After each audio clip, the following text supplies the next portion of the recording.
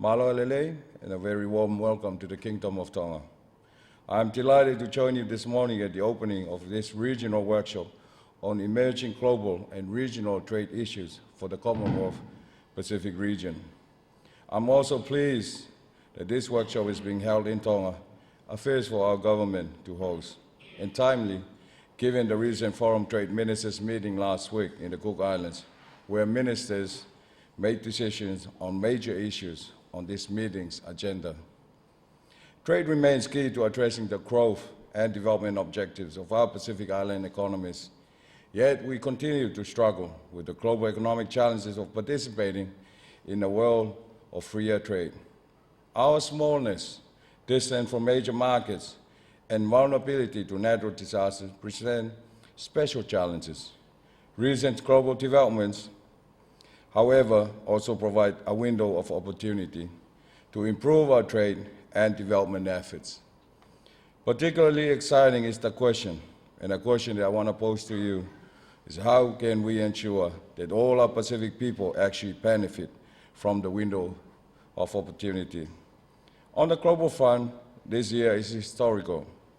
The adoption of the 2030 Development Agenda sets out our transition from the Millennium Development Goals to the Sustainable Development Goals, which have singled out international trade and investment as the engine for inclusive economic growth and poverty reduction. In addition, outcomes of the United Nations Climate Change Conference in December, where we hope to achieve a legally binding agreement on climate change, the Commonwealth Heads of Government meeting, and the WTO Trade Ministerial in Kenya will have implications on addressing our regional and national trade agendas. This year has been equally significant for our region. Forum leaders have called for deeper regionalism, mandated under the framework for Pacific regionalism.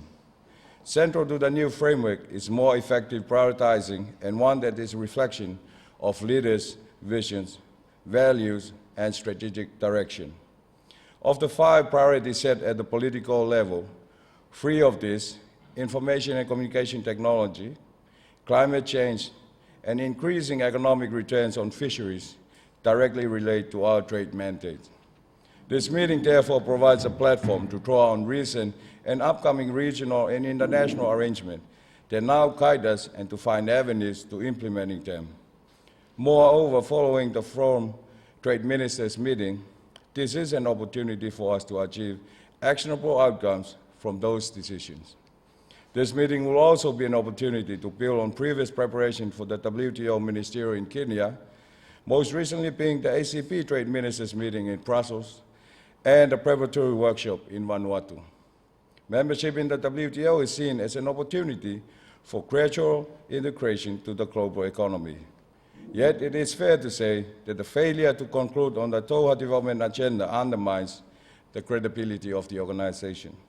That being said, your deliberation will be crucial to ensuring that what we have taken as a region to the MC10 will effectively push for concrete and meaningful outcomes on the areas of priority to our region, including on development, agriculture, and fishery subsidies. In tandem with participation in the WTO, our Pacific Islands remain closely engaged in the complementary efforts to promote regional economic integration with other Pacific Island countries and in bilateral, bi-regional negotiation with the European Union. We should also be mindful of the proliferating free trade agreements by the wider developed members of the multilateral system and what this entails for us. Effective regional cooperation and integration needs to reflect global developments, the understanding of which will strengthen the Pacific ability to influence global debate. Unlike the Pacific of our forefathers, isolated and self-sufficient, ours is one that is embracing an era of unprecedented interconnectedness, which means we are no longer isolated in the traditional sense, and therefore no longer immune to the global challenges and development that surround us. Your participation today will contribute towards our efforts into addressing these and to achieving our overall trade and development aspirations. I should like to thank the continuing support and assistance from the Commonwealth Secretariat, which has enabled my government to host this important workshop. And I hope that the outcomes of this workshop will lead to an enhanced partnership between the Commonwealth Secretariat and the Pacific region.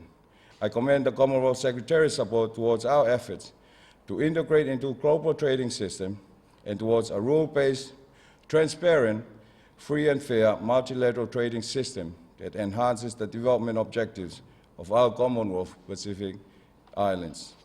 Friends, welcome, and I wish you well in your deliberation. Mahalo.